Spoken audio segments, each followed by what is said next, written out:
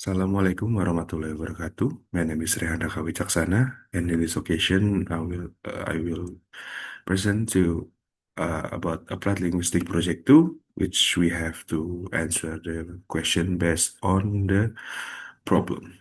So, moving on into the problem 1, Mr. Thompson. So in here we have Mr. Thompson is a linguist studying the use of language in news reporting. He is particularly interested in how language can convey bias, shape public opinion, and also influence the perception of news events. Mr. Thompson analyzed articles from various news outlets covering the same event to identify linguistic patterns that may indicate bias. He also considers the impact of these linguistic choices on the audience understanding and interpretation of the news. So the question is, what linguistic features should Mr. Thompson focus on to identify bias in news reporting? Discuss at least three features and explain how they can contribute in bias reporting. So to investigate this bias in news reporting, Mr. Thompson should focus on linguistic features that simplify, influence readers' perception. So the following three features are essential to analyze. The first one is lexical choices and evaluation language. So basically, lexical choices can frame an event or actor positively or negatively. For example, describing protester as activists versus rioters reflect ideological positioning. These word choices can have connotative meanings that influence reader interpretation, often without overtly stating the stance. So, what this contribution to the bias? The first one, we have evaluate adjective, subtly express opinion, loaded terms, and can trigger emotional reaction that skew perceptions. And the final one is repetition of such term across reports reinforce a particular worldview. So the second features, we have thematic structure and information positioning. The theme or the thematic structure determines what the reader is perceived as important. In bias reporting, thematization may be used to highlight certain actors or ideas while backgrounding others. For example, police shot the suspect during a robbery.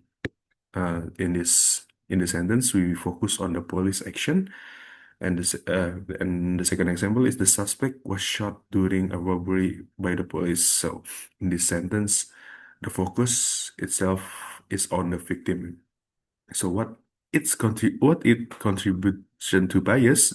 First one is foregrounding error or backgrounding information and also manipulate and the attention.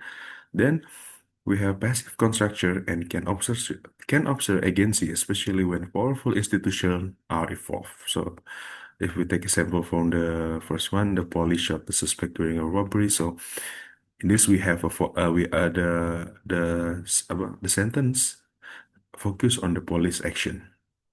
So the last one we have presupposition and implicature. So news writers often embed presupposition, assume truth, and also implicators which was implied meaning within statements that go unchallenged. And these features rely on shared cultural or political assumption to guide the interpretation. For example, we have even the opposition admitted that the policy was a success. So the presupposes the police was successful and dissenting views were previously unreasonable. So what is contribution to bias? We have presupposition bypass critical scrutiny by embedding assumptions, and then and implicatures guide readers toward certain interpretation without explicit argumentation. So the conclusion for the first problem is that by focusing on lexical choices, thematic structure, and also pragmatic features like presupposition, Mr. Thompson can systematically uncover linguistic bias in news reporting. These features, grounded in applied linguistic theories, and reveal how language does not merely reflect reality but actively construct and mediates it, and shaping public opinion in the process. So, moving on into the second problem. We have imagine you are a language planner working for the government of a country with a diverse linguistic landscape.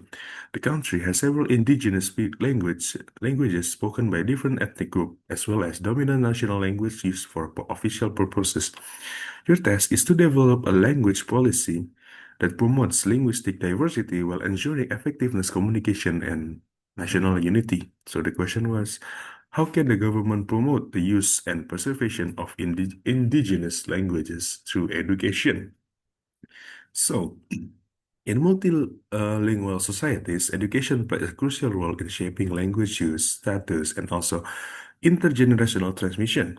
As a language planner, tasked with balancing linguistic diversity and national cohesion, developing a policy that supports indigenous languages within the educational system is really essential. Uh, we can use the first one is implementing mother tongue based multilingual education. Mother uh, Mother tongue based multilingual education, or MTBMLE, is an approach that begins education in the child's first language and gradually introduce the dominant national language. It shows that literacy and cognitive skill developed in the first language transfer positively to the second language while learning. So, how this impact the education? The first one, it supports identity and cultural continuity, and second one is enhance academic performance and school retentions, and the last one is promote additive bilingualism, not language replacement. So then we have corpus planning and language standardization. So for indigenous languages to function effectively in education, they require standardized orthographies, grammars, and also vocabulary. This part of corpus planning, one of the three components of language planning. What its impact to the education? It enables formal teaching of language that were previously only oral, and and then it facilitates development and culturally relevant educational content, and it also strengthens language legitimacy in institutional settings. And then we have integrating indigenous language in the curriculum and national exams. So the status and institutional support of a language affect its survival, including indigenous language in school curriculum, national exams, and also teacher certification. It can increase their prestige and also ensure that their practical use in the formal domain. So the impact is it also can enhance the social linguistic status of indigenous languages, and then it encourages youth engagement and prevents language shift, and also balance linguistic diversity with the functionality of a national language. So uh, the last method we can use is promoting linguistic human rights and language attitudes.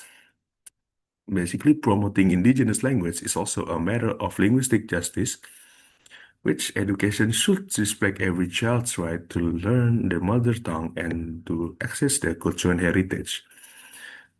It can reduce marginalization of minority communities and build social cohesion through respect for diversity, and then it can also support sustainable, inclusive education. So, through strategic educational policies grounded in applied linguistics, government can promote the use of preservation of indigenous language while fostering national unity. Mother tongue-based education, language standardization, curriculum integration, and also language right advocacy are the key to ensuring that linguistic diversity is not a barrier but a strength.